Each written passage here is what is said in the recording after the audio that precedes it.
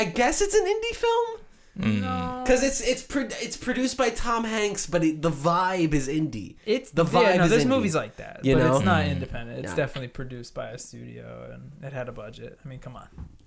Like a $3 million budget, though. You're saying it had like a $3 fucking million. Yeah.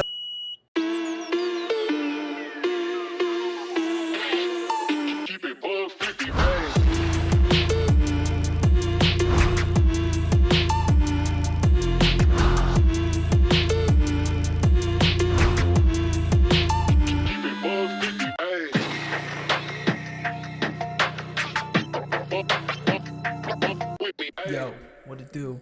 Episode 229. Wow. Feeling so fine, and we're over here aging like wine. Oh, I thought you were gonna say It's that stuff you drink when you dine. yeah. You know, you do that all the time. Shit. It's so sublime. Eat a lime. Cost a dime. Okay, it's the podcast. It's enough rhymes. Oh my god, that's crazy. I'm literally a poet. It's gonna be a great one, as you can't bro. The energy's already here. Yeah. Whoa. Oh my god, it's coursing through one-sided. me. Like, all right, we're good. Okay. We're good. We're good. Well, I mean, that did kind of All right, motivate me. bro. It's gonna be great. Like Yeah. this episode of the Joystick Show. Help your boys out. Subscribe to Team Joystick. Help your boys out. Absolutely. If you want to know what the spiel is here for today, it's right next to my face. Yep. It's right there. Be in your Couple fucking words, some phrases, some sentences. Check it out. They're gone. All right, cool. Ooh. It's gonna be fun. Right off Okay. the bat, Joey's not here for a third consecutive week.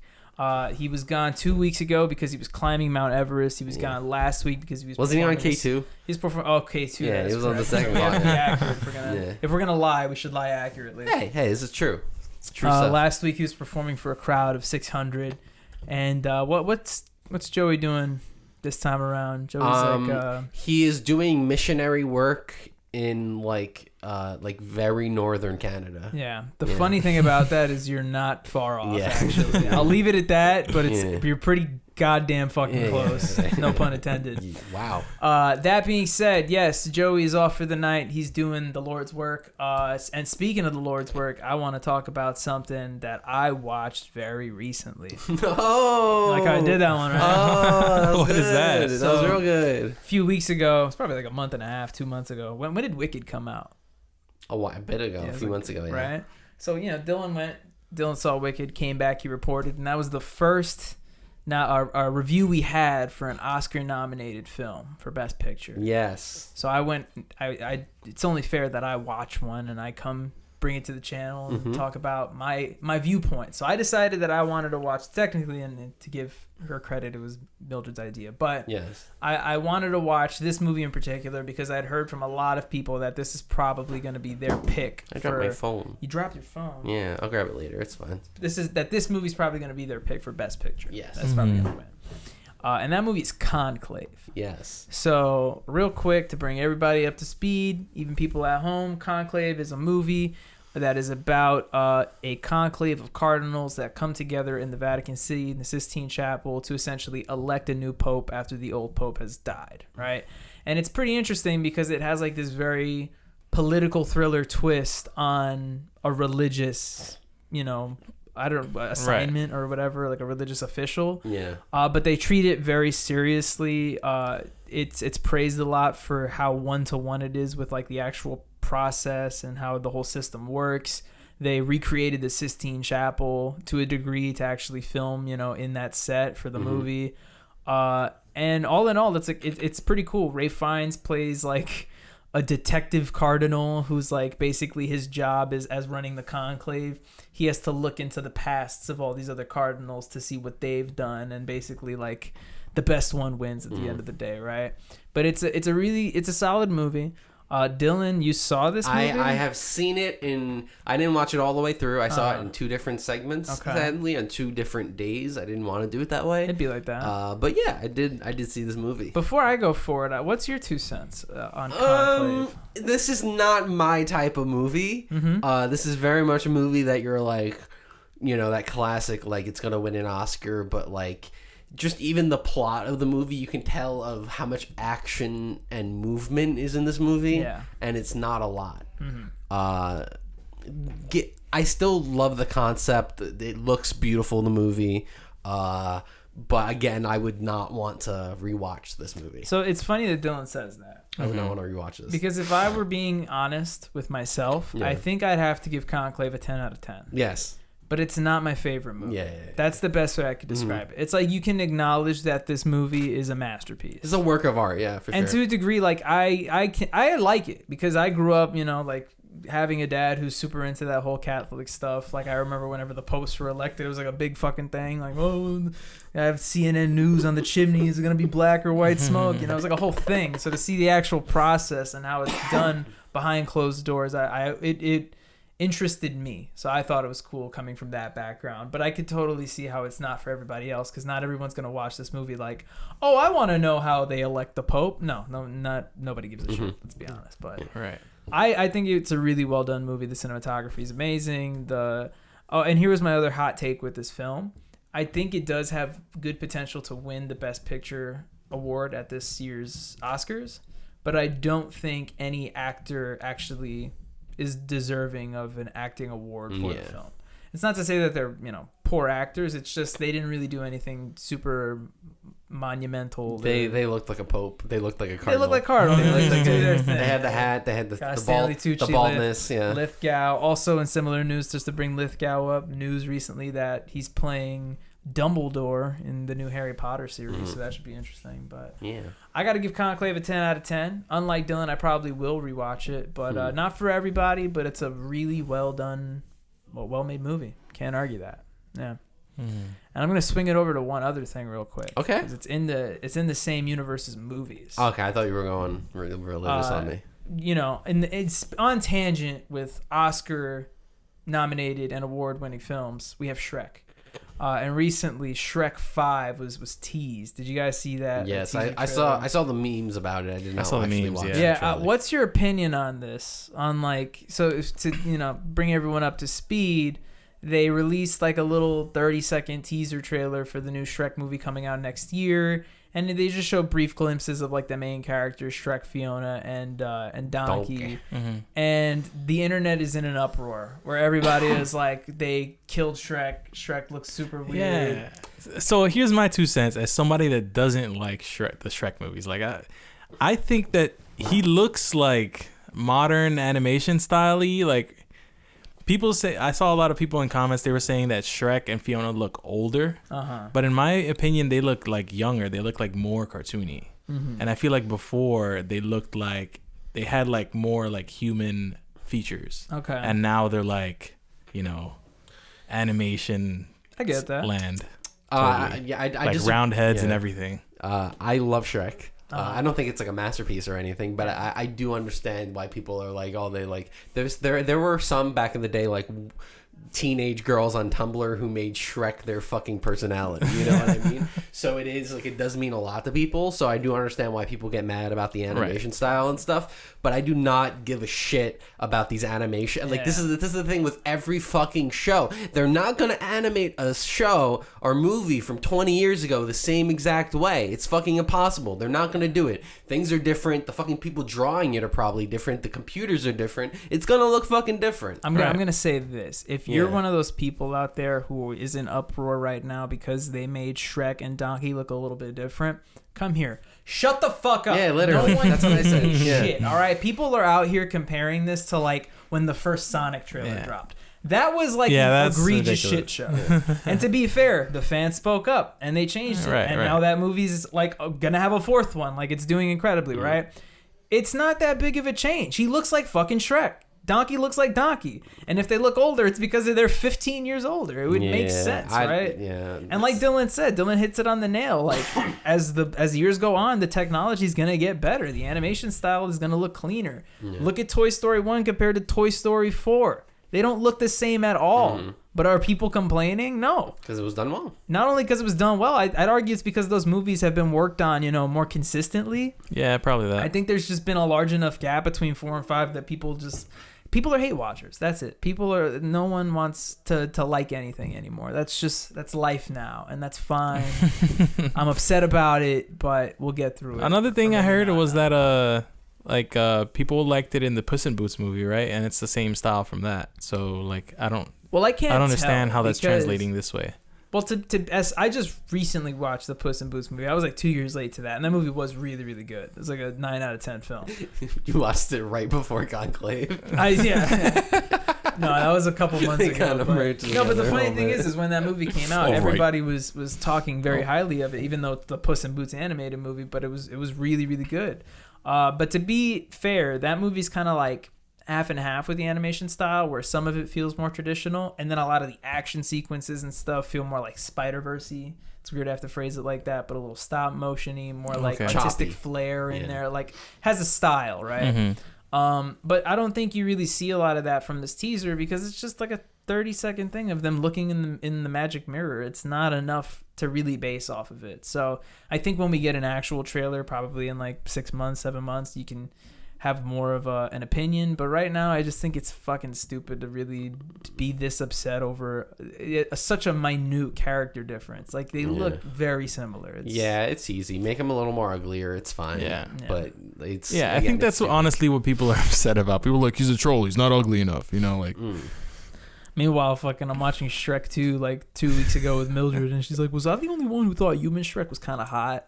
And I was like, what? And she's like, yeah, when he turns human, I had a crush on him. I was like, you had a crush on human Shrek? You fucking weirdo. I never understood that. Like, I'm someone who struggles in general to like have a crush on anyone who's like not real. Yeah, or like or even like actors and actresses. It's like people will be like, oh, I love blah blah blah, and I'm like, did you like her, or did you think that her character in this one movie was good? And then that's like your whole shit. Well, and not to go on a whole different segue, but we were elongating this like fictional crush conversation, Mildred and I. And you know, she said some of hers, and then when I said mine, like they were all similar. I was like, you know, like Kim Possible, Vicky from Fairly Odd Parents, Frankie from, you know, Foster's, and like, oh, they're all like redheaded, and I'm not into like redheaded girls, but I guess on cartoons that was like the main female. Yeah, you know.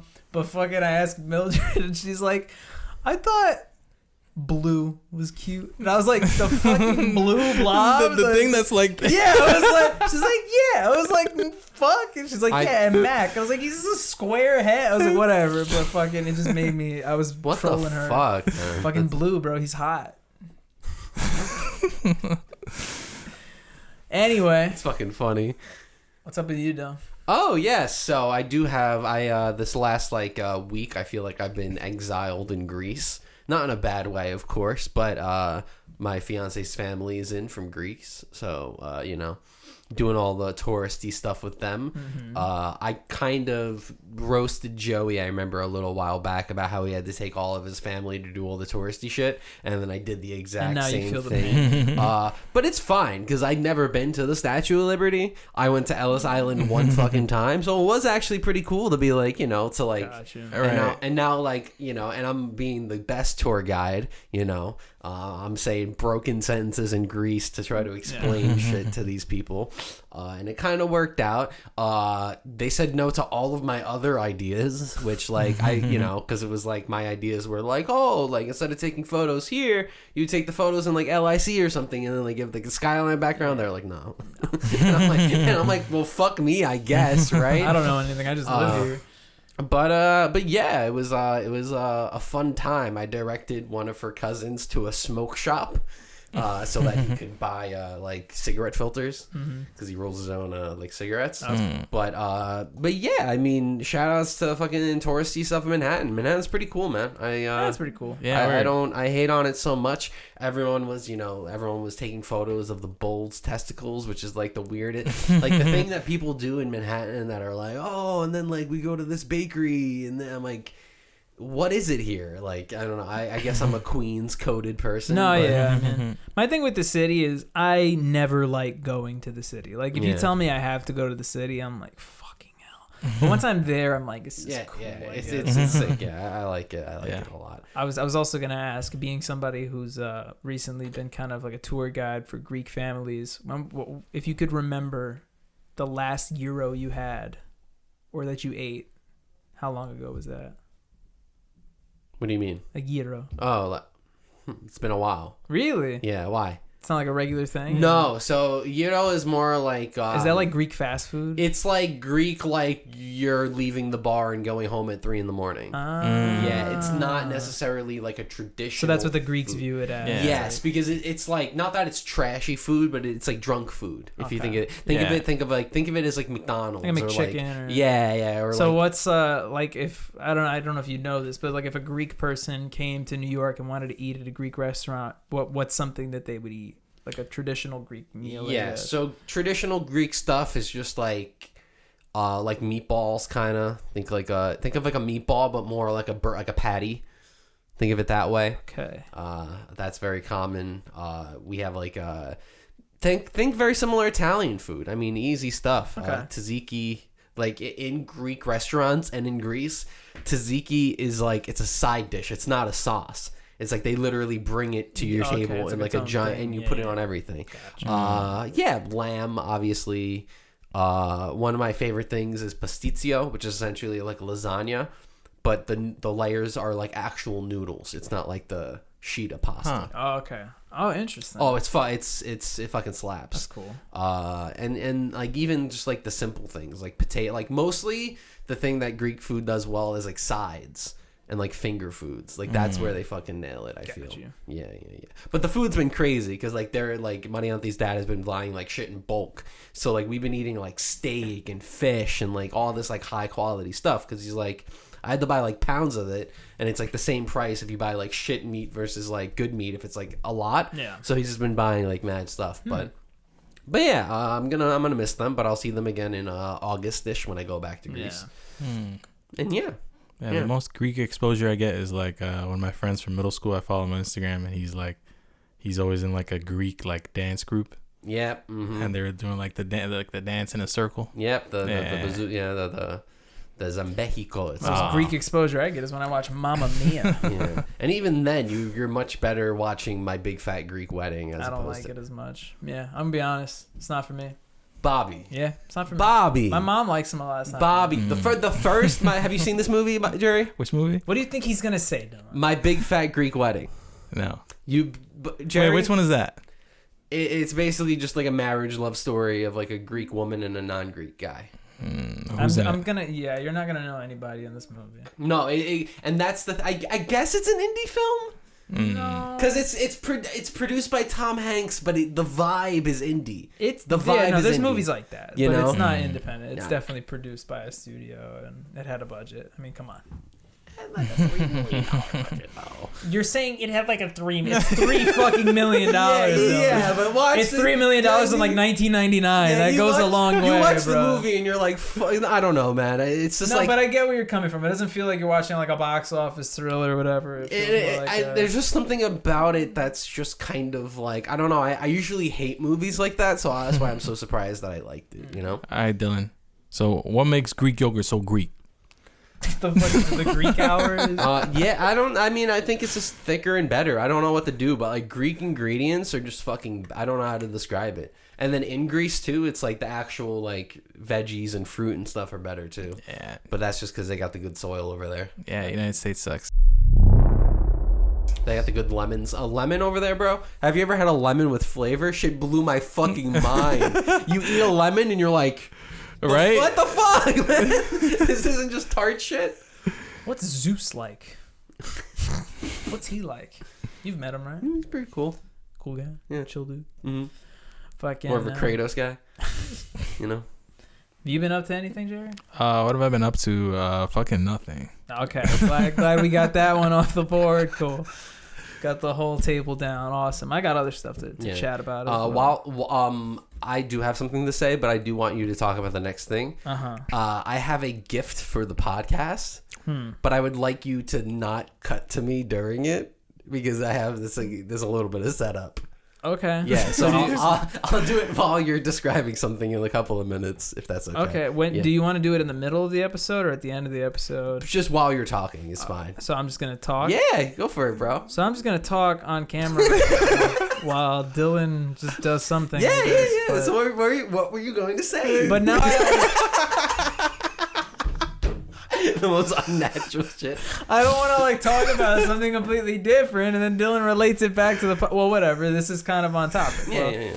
You know, we'll talk about it in a bit, but we're actually celebrating our anniversary on Joystick. If you're watching this, it's March 4th, and yesterday was March 3rd, and that would be our 11-year anniversary of making YouTube videos. It's kind of crazy. 11 years ago, Jerry and I sat behind my computer in the living room and played Super Meat Boy on a Hop Hog HD PVR. Hop. On a shitty USB microphone. Times were good, and look at where we are now. Like, I say that half jokingly, but really we have come a long way. I mean, Mr. Joystick is really Mr. Boy Kick, yeah. Boy Kick. That's a fun fact. And the first person to ever speak words is Jerry, and he mispronounces. You know, I didn't feel like the first purpose. video. That's what it was. It doesn't feel It was like vibe, right? Straight vibes, yeah. To be fair, we may have done stuff beforehand, and that may have been like the first it. thing that put on. But regardless, I'm going on a tangent.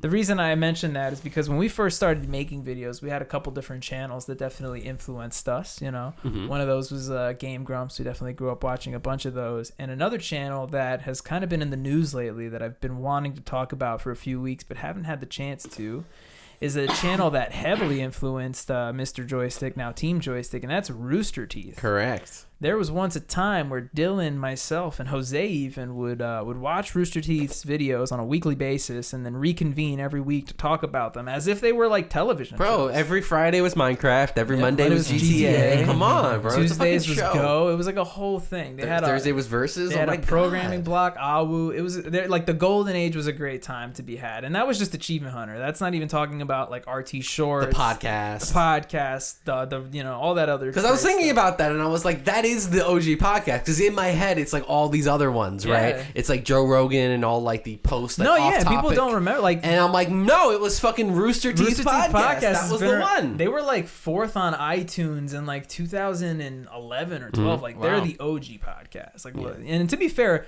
Joe's podcast is definitely old. Like, you go back and watch it's older, but like when I think about like us and popularity, and not only that, like popularity, it's Rooster Teeth. They were definitely the kings at one point, but they kind of came back into some resurgence because famously last year they were shut down by their parent company, Warner Media. They were trying to sell them to another, you know, entertainment organization, and they didn't want Rooster Teeth, so they were like kind of stuck in the middle, and they ended up just kind of having to call it quits.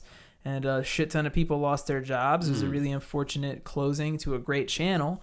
And then about a month ago, all of a sudden, they post a video that the original co-creator, Bernie Burns, bought the company with his parent company, and now it's back in the hands of the original creator. Yep. And it's kind of like one of those golden moments where we have the chance to see some of our old favorites come back in a new light, and it's really fun because it also just like inspires me to like, okay, what have I been lacking on? What can we get better on the podcast? Where can we get better in this and that? You know, so it's gonna be fun. It's also just gonna be fun to have stuff to look at and be inspired by going forward. And I'm also very interested to see who comes back. You know, I hope some people definitely will be there. Jose and I were speculating. I think people like Michael will definitely come back who aren't really doing much outside of like their smaller content organizations. Yeah, a lot of people are still in Austin too. This guy Jeff already speculated that he's coming back. He like posted a video like, you know, like kind of being snarky with it. But I'm excited. I'm excited to see what the team is cooking. And what's also cool about that is they actually reverted their logo, because that was like a big thing that people. You did it for a second time. That was a big thing that people were upset about. When they were kind of like in the middle of changing everything that they were doing, they completely changed the logo. It used to be the rooster next to the teeth, and then they just made it like an R that had like a little rooster tail on top of it, and people were in an uproar. They were like, we don't want this shit. This is garbage. Teeth. Exactly. So Bernie, when he got the company back, he reverted the logo back to the old one, but with like a little bit of new touches on it. But people were like, yes. And it's also kind of indicative that they're going back to the stuff that they were known for. And back to basics. Because they flew too close to the sun, and it happens. But I'm excited. I want to see the boys back in action. Do I still have to talk, or? Yeah, I don't know. What else we have to talk about? You're telling me that I gotta. Yeah. Is this just your way of not talking? No, it's really not. I was just basically I have a gift for the anniversary of the podcast, but it is an inflatable thing, so I do need to inflate it. So, it's an inflatable candle. yeah. Mm-hmm. So, when did you, by chance, when did you expect you were gonna do this? Just while you were talking, and then I dropped my phone, and then I was like, cool. We got about another, I'd say 15 minutes. Yeah, cool, so cool. At some point. Cool. At some point. Cool. All right, though. Cool. You do you, pal. Yeah. Yeah, dude. What? It's fine, bro. Dude, in my head, I'm picturing like a giant palm tree. It's gonna take like 10 years to. Bro, you're not far off. You are not far at all, bro. You are not far off at all. Anyway, yes. So should I just talk? Yeah. You see, I'll do it right now, probably. Yeah. All right, back in. Yeah. I guess we'll swing it over to video game talk. Yeah. Podcast with that. I'm back on my platinum shit. So I saw you guys finished Dave the Diver. I did. Yeah, we talked about that. Andy on that. Finished that like a good 2 weeks ago. But for a while, I've been enjoying Marvel Rivals. I hadn't had a good chance to play that. Me and Jerry have been playing some good games, but I kind of got to this point where I was like, I have to settle down. I have to settle down.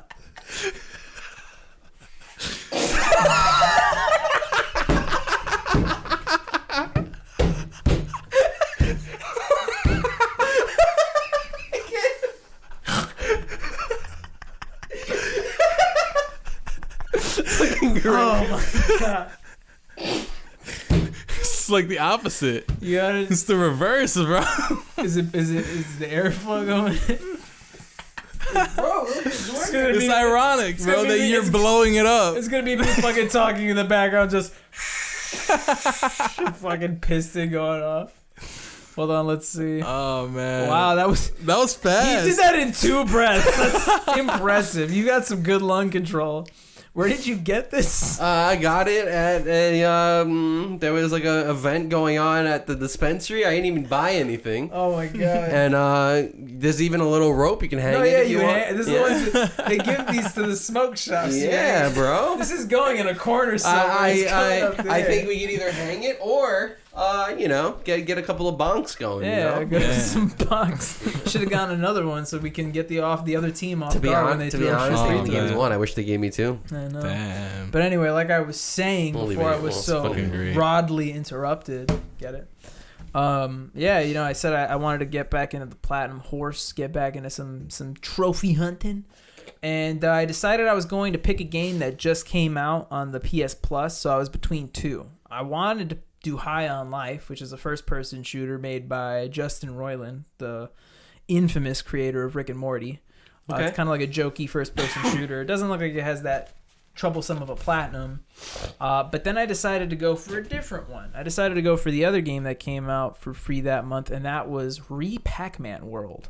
So if you're unfamiliar... Oh, yeah, the remake of... I didn't know about this. Pac-Man World was a game for, I think, PlayStation and Dreamcast. Like, I never played it. It's a 3D platformer. It kind of takes the Pac-Man spiel and puts it in a 3D... Well, it's not 3D. It's more like 2.5D, kind of Crash Bandicoot-y, a lot of side-scroller, but you kind of go forward and backwards every now and then.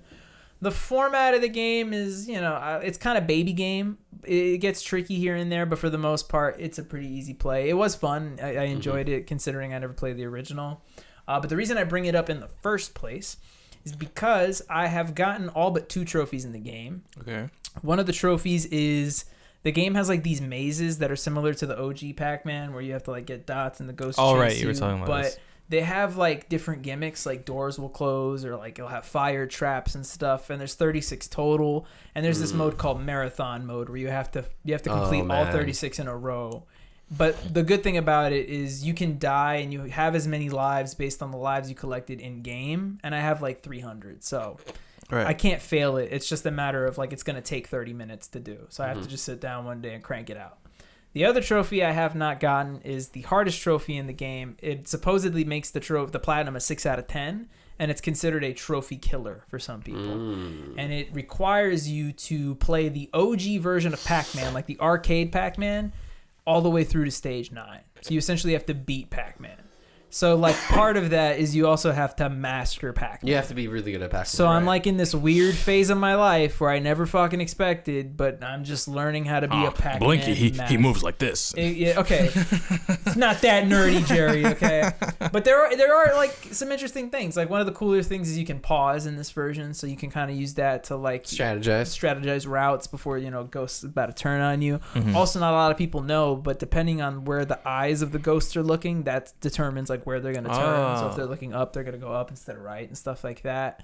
But the cool thing I thought is apparently there are actual patterns that you can copy that actually kind of help you get through the 9 stages of Pac-Man relatively consistently. It's just a matter of how well you can execute them, memorizing the patterns, and like if something were to go wrong with the AI of the ghost, how can you improv it on the fly? Yeah, right. Not fuck up. So I haven't fully started it yet, but it is something that's on the back of my mind. Like I don't want it to be a situation where I have like all but one trophy because I'm stuck on this one thing. But yeah, I'm just like I'm learning. I'm trying to memorize the patterns. It's like this. I'm gonna end up having like Tetris effect, but with Pac-Man. Oh yeah, you're gonna dream of Pac-Man. Yeah. I'm gonna be going to bed or waka waka waka or some shit. But yeah, play on mute. Yeah, so far it's a good game. I probably give it like a 6 out of 10. It's nothing special, but it's sad. It's fun. It's just nothing like amazing. It's just really easy. You collect fruit, you bounce around on enemies' heads. It's just like it's like a Crash clone kind of, but it's cool. That's actually a good point. It feels very cloney. It feels like it's trying to be too many other things. Like it's not doing its own thing too much, but for the most part, it's enjoyable. It's free. It's for me. Yeah. I'll take 3. So yeah.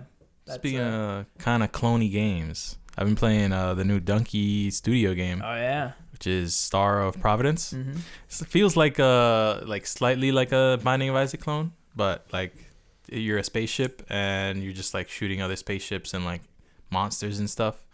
And it feels harder than Isaac. Like I haven't beaten like the normal game yet, which would be like, if you played Isaac, it would be probably like the heart, right? Yeah. Okay. Like. Or just like regular mom. I can't beat that one. Like just the first ending. Like yeah, gotcha. The last boss has like 3 stages in that one, and I just can't do it. Interesting. It's like bullet helly. Yeah, super bullet helly. You get bombs that like destroy all the bullets, but Okay. I know because you got it on the Switch. Does the game perform any worse? It's awful. I was about to say it's awful on the Switch. I had to rebuy it on the computer. Yeah. But it's pretty good. It was only $13. No, I do want to check it out. I mean, Dunkey kind of knocked it out of the park with Animal Well. So like after that, I was like, all right, if you.